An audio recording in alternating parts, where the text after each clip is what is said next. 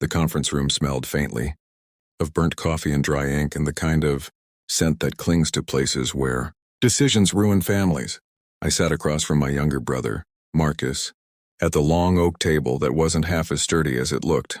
The mediator's pen stopped mid-stroke, and for the first time in 6 months, I watched Marcus's smile falter. 43. Years of my life sat on that table. My business, my name, my sweat. Morrison Custom Carpentry. That morning had started like any other day in mediation. The same gray suits, the same polite venom, the same coffee that tasted like resentment. We'd been at it for 3 weeks. 3 weeks of Marcus explaining to anyone who would listen why he deserved half of what I'd built, half of the company I'd raised from bare lumber and grit while he was busy collecting his 3rd degree in Vancouver. The mediator, Diane Chen, had that practiced calm lawyers and psychologists wear like armor. She asked questions softly, smiled often, and yet somehow, every "let's hear Marcus's side first" felt like a small betrayal. She seemed sympathetic to him, too sympathetic. I didn't know it then, but that sympathy wasn't coincidence. I'd find out later why her pen stopped. Exactly when it did. Marcus leaned forward, fingers steepled like a professor about to grade a student. "Eric, you know Dad's money started this business. It wasn't just yours. You owe me half." I looked at him. The little brother who once couldn't lift a 2x4 without dropping it on his foot. Now he sat there in a tailored jacket that probably cost more than my table saw. He said, "Oh," like it was simple math. Like 43 years of Dawn's blisters and calloused hands could be divided by 2. My lawyer nudged me, whispering, "Stay calm, calm, right, calm," when the person you taught to ride a bike was now trying to carve your life's work in half with legal language and guilt. I folded my hands and stared at the mediation folder in front of me, the one with the single document that Marcus hadn't seen yet. My heart steadied, not from anger but from certainty.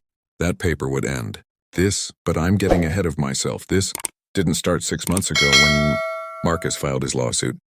Not even 3 years ago when Dad died and left behind the words that tore everything open. No, this story started 43 years ago, in 1982 when I was 21, broke and stupid enough to believe that hard work and family loyalty meant the same thing. It was 1982, and Calgary smelled like sawdust and oil money.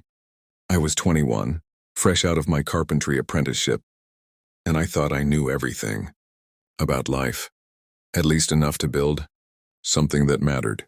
Dad worked at the oil refinery, long hours, heavy boots, and a quiet kind of strength that didn't need proving. Mom was a school secretary who could stretch a paycheck farther than any woman I've ever met. We weren't poor, but comfort was something we borrowed, not owned. Marcus was 14 then, scrawny, sharp-eyed, and allergic to anything that involved a hammer. He was the kind of kid who could solve algebra in his head but couldn't hang a picture frame straight. Mom called him academically gifted. I called him a genius at avoiding work. One night after dinner, Dad pulled me aside while Mom and Marcus cleared the table. He had that serious look that usually came before advice you don't want but need to hear. "Eric," he said, "your brother's going places, university, maybe more. He's smart, and your mom and we can't afford to send both of you." I already knew what was coming. I nodded, trying to swallow that lump of understanding. "Yeah, I get it," Dad sighed. "But you've got good hands. You make things that last. That's a kind of smart, too. I've got about 8,000 saved. It's not much, but it's yours if you want to build something. $8,000. In 1982, that was enough to buy a van, a set of tools, and a few months of hope. I took it without hesitation, not because I wanted to prove anything, because I wanted to build something of my own, something that couldn't be taken away. That night I couldn't sleep. I kept staring at my hands, at the small scars and calluses from years of sanding, cutting, measuring, hands that would never hold a pen like Marcus's, but could make a table that would last generations. I rented a small workshop, 30 by 40 feet, on the south side of Calgary. It had cracked concrete floors, one window that didn't open, and a leaky roof that turned into a drum set every time it rained. But to me it was a cathedral. I called it Morrison Custom Carpentry. The first 5 years nearly broke me. I worked 70-hour weeks, cabinet builds, kitchen renovations, Furniture repairs, whatever paid. There were winters when the heater died, summers when the sawdust stuck to my sweat, and nights when I'd sleep on a pile of tarps because I couldn't afford gas to drive home. But slowly it grew. Word spread. One kitchen remodel turned into two, then into entire homes. By the time Marcus graduated high school, I had 3 employees. By the time he finished his first degree at UBC, I had 12. By the time he earned his PhD in economics, I had 42 employees, a 2-acre warehouse, an annual revenue north of $4 million. Marcus became a professor, teaching numbers and theories about markets while I lived inside one.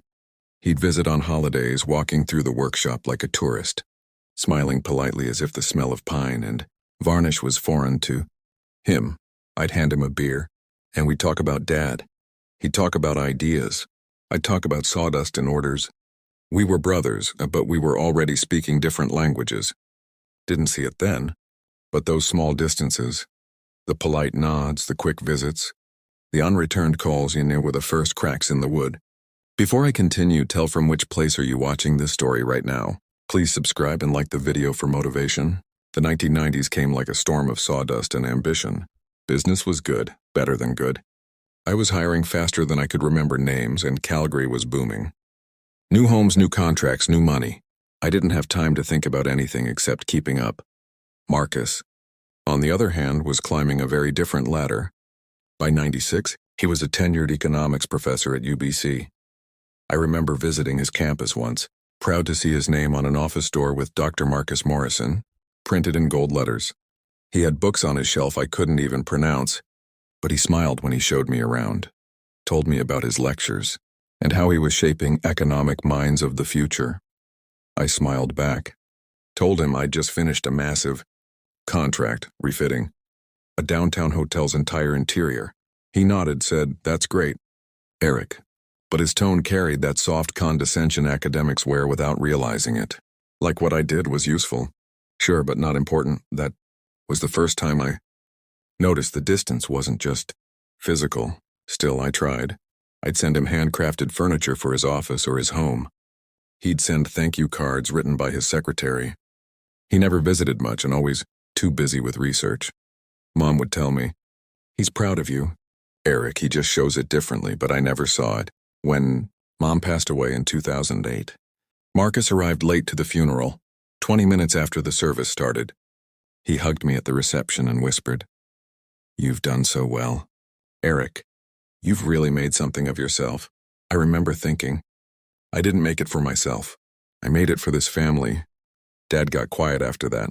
The years wore on him, and by the time he hit 70, he was more memory than motion.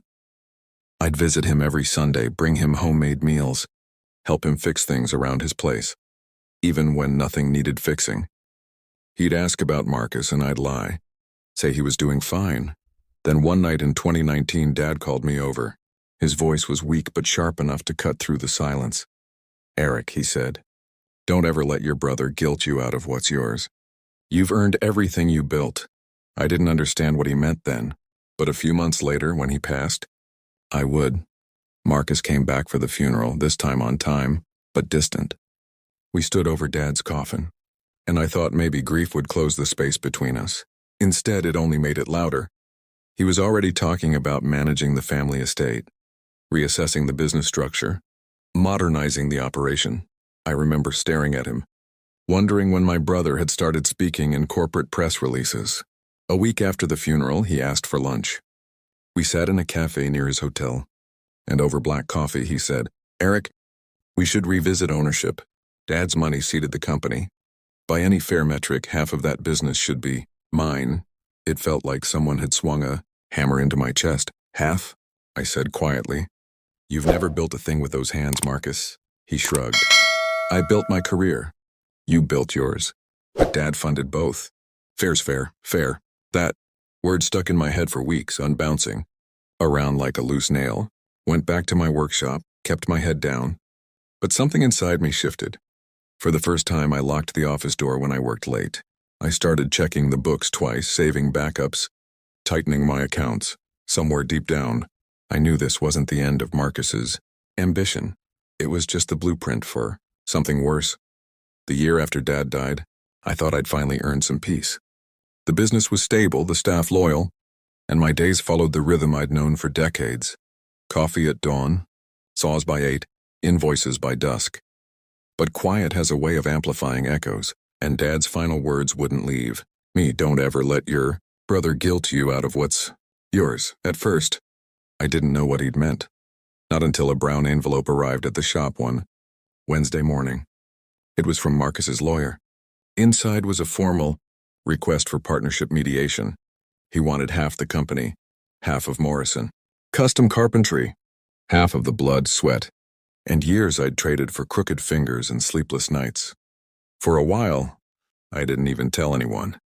I sat in my office after hours with the lights off, staring at the papers, listening to the hum of the refrigerator and the creak of the old wood floor beneath my chair. Every inch of that office held a memory of me and Dad building the first display counter, of Mom bringing sandwiches when I couldn't afford to close for lunch, of employees who became family, and now my real family was the one trying to take it apart. When I finally called Marcus, I didn't yell. I didn't curse. I just asked why. He sighed through the phone. The kind of sigh that carried years of unspoken superiority. Eric, this isn't personal. It's just math. Dad's initial investment was a family asset.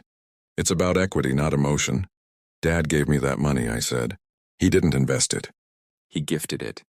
There's a difference, Marcus chuckled in a soft, patronizing sound that burned hotter than any insult.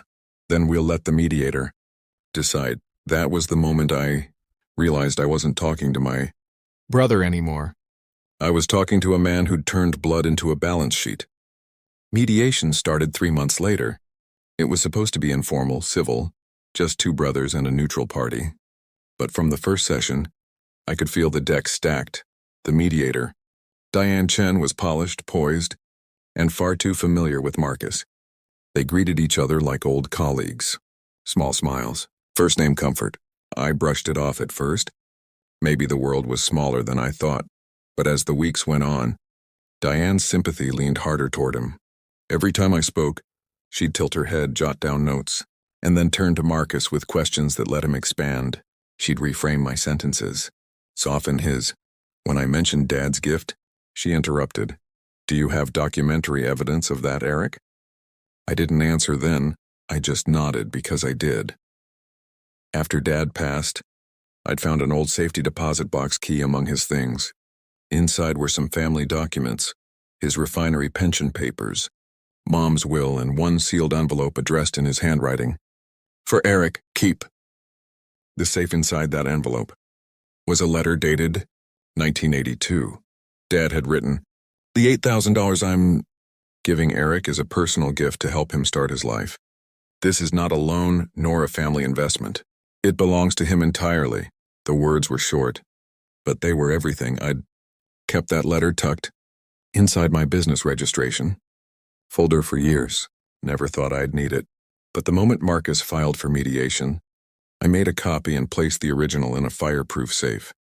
Every session after that, I sat there quietly, listening to Marcus talk about shared legacies, about how the company represents our father's contribution to both our lives.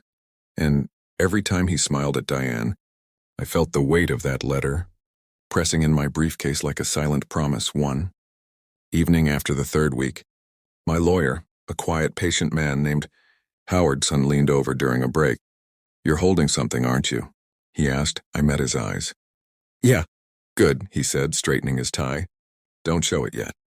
Timing matters more than truth in that room. By the final week, Diane had drafted a preliminary agreement that practically handed Marcus a controlling share. I sat there as she slid the papers forward. Her expression unreadable. Marcus smirked. "This is fair, Eric. You can walk away comfortably. 43 years of work. You should rest." It took everything in me not to laugh. Rest? I'd spent my life working so he could have the freedom to rest. I looked at Howard. He gave a small nod at the signal we'd agreed on. I reached for my briefcase. The room went silent except for the click of the, latches, I think, I said. "Before we sign anything, we should review one more document." Marcus's grin faltered. Diane's pen froze midair. Howard slid the letter across the table. The paper yellowed with time, the ink faint but still legible. Dated 1982, he said softly. From Harold Morrison, explicitly stating that the $8,000 was a personal gift, not a joint family investment. Diane blinked, reading it once, then again. The air in the room changed. Marcus's face drained of color. His hand twitched, fingers tapping the table, like he was trying to calculate a new angle that didn't exist, and for the first time in all those weeks, I didn't feel anger. I didn't feel pity. I just felt done, carrying the weight of family loyalty that only went one way, done letting guilt rewrite the truth. But that wasn't even the biggest twist, because when Diane excused herself to review the documentation, she made one call outside the room. And what she said on that call would uncover a truth neither of us expected. When Diane stepped out of that mediation room, I didn't move. Neither did Marcus.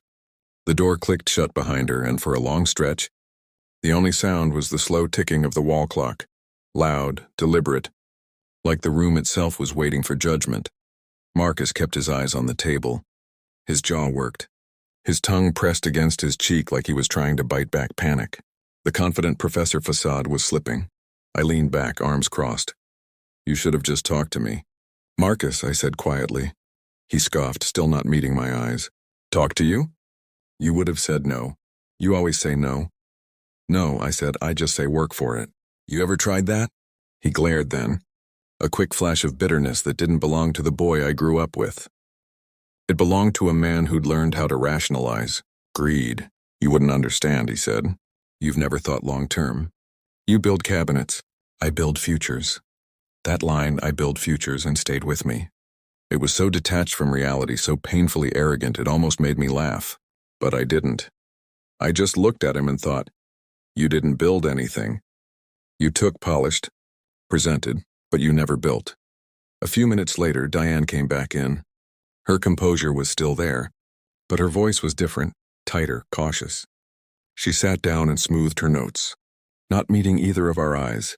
"Mr. Morrison," she said, addressing Marcus, "I'll need to disclose something for ethical reasons." Marcus frowned. "What are you talking about?"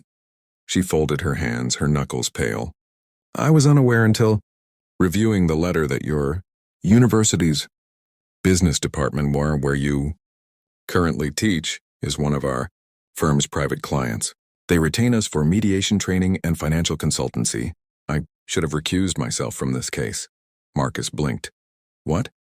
That's a technicality." But she wasn't looking at him anymore. Her eyes turned to me, filled with a kind of embarrassed respect. "Mr. Morrison, I should have been more diligent." "You were right, the process was compromised."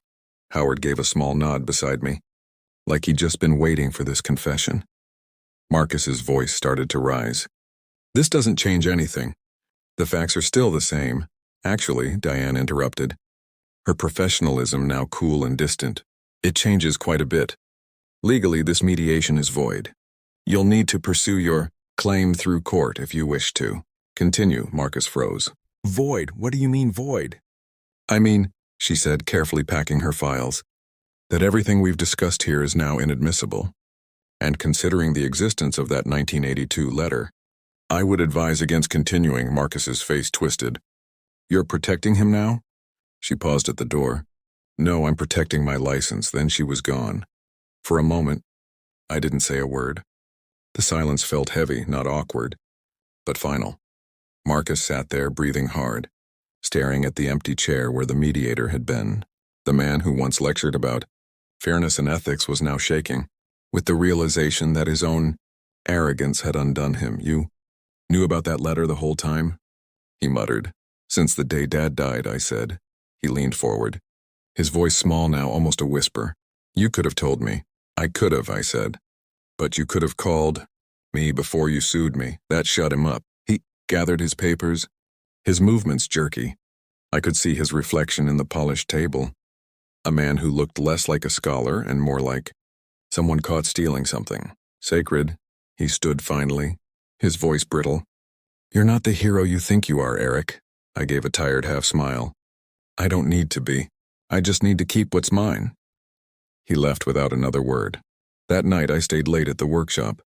The place was quiet, except for the hum of the lights and the faint smell of sawdust. I walked through the aisles of finished furniture, tables, cabinets, doors, all of it built by hands that never gave up. I sat at my old desk and took out Dad's letter again. The paper was fragile, the ink faded, but his words still hit like truth hammered into oak. For the first time in months, I felt the weight lift. Not victory, and something simpler, closure. But that peace didn't last long because 2 days later, my lawyer called. His tone was serious. "Eric, you might want to come down to the office." Marcus filed an emergency injunction. He's taking this to court, and just like that, the fight I thought I'd finished had only just begun. I'd been in courtrooms before. Business disputes, contract issues, the usual grind of running a company for 40 years. But this time it felt different. This time, blood sat across the aisle. Marcus looked sharp in his navy suit, that same academic calm painted across his face like armor. His lawyer, a young, eager type with too much confidence and too little experience, whispered in his ear. I could almost hear the rehearsed lines. "We'll expose emotional manipulation. We'll paint him as greedy, unyielding. Fine by me. Let them talk." Howard, my lawyer, leaned in. "Stay quiet." "Let the documents speak," I nodded. We'd built our case like a well-cut joint. No gaps, no weak edges. The judge, a stern woman with a presence that could sandpaper your nerves, took her seat.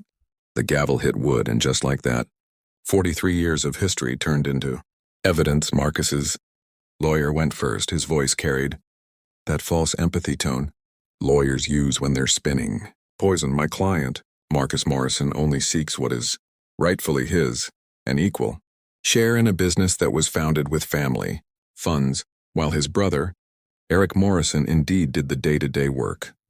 The seed money, $8,000, came from their father. Family contribution, not a gift." He paused, giving Marcus a glance that said, "Now's your cue." Marcus stood, turning toward the judge. "I loved my brother, Your Honor, but this business was never just his. Dad intended it for both of us. He told me before he died that we were supposed to share it. That I landed like a hammer in my gut. I clenched my jaw but stayed silent. The script was predictable. Emotional appeal, brotherly betrayal, the whole tragic narrative. Then it was our turn. Howard stood, calm as ever. "Your Honor, the plaintiff's claim hinges on one thing, the idea that their father intended shared ownership, but we have written evidence and dated, witnessed, showing otherwise." He walked to the evidence cart and pulled out a folder, the same one that made Marcus's smile vanish back in mediation. He handed it to the bailiff, who brought it to the judge. "This money is yours to start a business of your own. Marcus will have his future in education, and you will have yours in craftsmanship. Do not let anyone tell you that what you build with your hands belongs to anyone else." "Dad." The courtroom went dead silent. Marcus's lawyer shifted uncomfortably, flipping through papers, looking for some way out. Marcus, meanwhile, sat frozen. Not angry this time, not even defensive. Just small. Howard wasn't done. "Your Honor, in addition to this, the late father's will, probated in 2019, further supports this position. The will explicitly lists Morrison Custom Carpentry as Eric Morrison's sole and independent enterprise." He laid the document flat on the evidence table. The judge read it once, then twice. When she looked up, her expression was firm. "Mr. Morrison," she said, addressing Marcus, "do you contest the authenticity of these documents?" Marcus hesitated. I can't verify." "Answer the question." He swallowed. "No, Your Honor." The gavel hit again. "Then the matter is clear. The claim is denied. Morrison Custom Carpentry remains the property of the defendant, Eric Morrison. Case dismissed." You'd think victory would feel like relief. It didn't. Marcus stood there as people started packing up. His eyes locked on the table, face pale. For a moment, he looked like the little brother I used to walk to school, the one who'd sit in the garage watching me carve wood, asking questions I didn't have time to answer. When he finally looked at me, his voice cracked. "Dad always liked you more." I shook my head. "No, Marcus. He just trusted me more." He turned away before I could say anything else. Shoulders stiff, pride broken, but still alive enough to keep him from apologizing. Outside the courthouse, reporters were waiting, local. Business gossip types sniffing around for a Family Feud headline. I ignored them and kept walking. Howard clapped me on the shoulder. You did good, Eric, I smiled faintly. Did I? Yeah, he said. You kept your father's word. I didn't say it. But I wasn't sure that was a victory. It felt more like closing a door you'd been holding open for too long. That night, I went home, poured myself a glass of whiskey, and sat in the quiet. The shop was still standing. My name was still on the door, but family, that was gone. I looked at the old photo of me, Dad and Marcus on the workshop wall. 3 smiles, 1 dream, and I thought, some debts get paid with time, others with silence, but then the phone rang. Unknown number. I almost didn't answer, but something made me pick it up. Mr. Morrison, a calm voice said. This is Karen Blake. I'm an executor with the Vancouver Estate Registry. Your brother, Marcus Morrison, listed you as his next of kin. We need to discuss some urgent matters regarding his estate. I froze.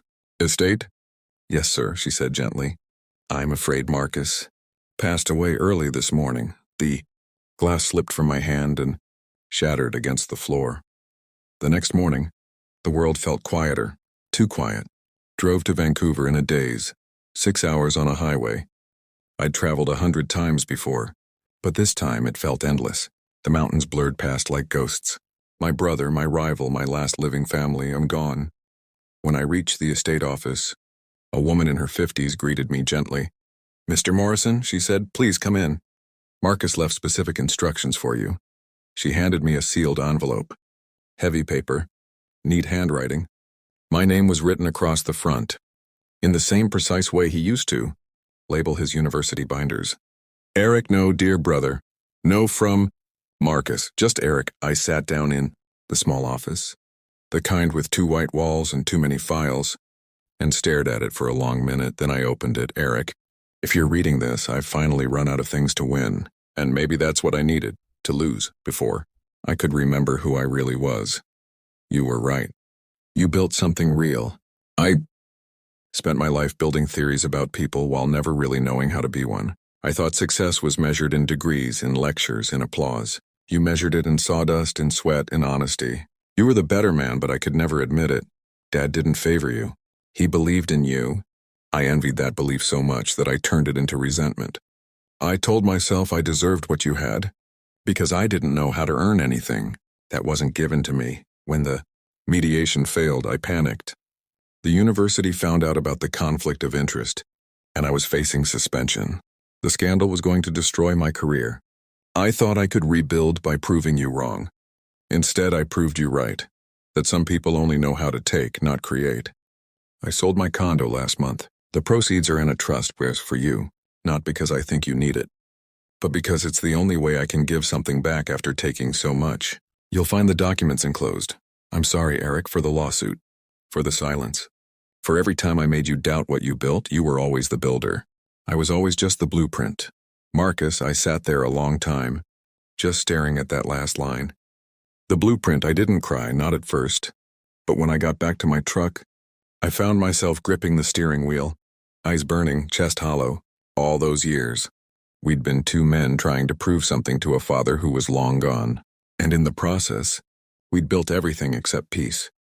The trust papers were real. Marcus had left every cent to me, nearly everything he had. But it didn't feel like inheritance. It felt like an apology carved into paper. 2 weeks later, I held a small memorial in Calgary. Just me, a few of his former students, and a framed photo of the kid who once asked me how to build a birdhouse after everyone left. I drove out to the old workshop, the first one. Dad's money had rented back in 1982. It was abandoned now, dust thick on the windows, weeds curling up through the cracks in the concrete. I stood there a long time, thinking of Dad's voice. Don't let anyone tell you that what you build with your hands belongs to anyone else, I smiled. Guess that includes forgiveness too, huh, Dad? Then I took Marcus's letter, folded it carefully, and slid it into the drawer of my workbench, the one where I kept every important piece of paper in my life. That night, I turned off the lights, locked up the shop, and drove home. The road was dark, but for the first time in years, I didn't feel alone, because somewhere between sawdust and silence, I finally understood. Marcus and I had both been building something all along. He built the mistake and I built the lesson.